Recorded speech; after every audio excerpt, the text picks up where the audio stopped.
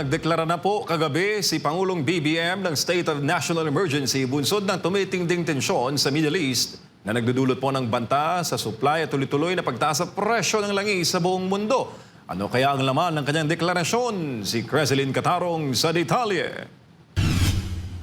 Nilagdaan ni Pangulong Ferdinand Marcos Jr. ang isang executive order na nagdedeklara ng State of National Energy Emergency. Ito ay dahil sa patuloy na sigalot sa gitnang silangan na nagdudulot ng banta sa sapat at matatag na supply ng enerhiya sa Pilipinas. Ayon sa Department of Energy, ang kaguluhan na kinasasangkutan ng Estados Unidos, Israel at Iran ay nakaapekto sa pandaigdigang produksyon at transportasyon ng langis. Dahil dito, nagiging hindi tiyak ang supply ng enerhiya, naaantala ang delivery ng langis at tumataas ang presyo ng langis sa buong mundo. Dagdag pa rito, ang pagsasara ng Strait of Hormuz, isang mahalagang ruta ng oil shipments, ay lalong nagpapabagal sa daloy ng mga produktong petrolyo sa pandaigdigang merkado. Dahil umaangkat lang ang Pilipinas ng karamihan sa langis nito, mas nagiging vulnerable ang bansa sa ganitong sitwasyon. Sa ilalim ng Republic Act No.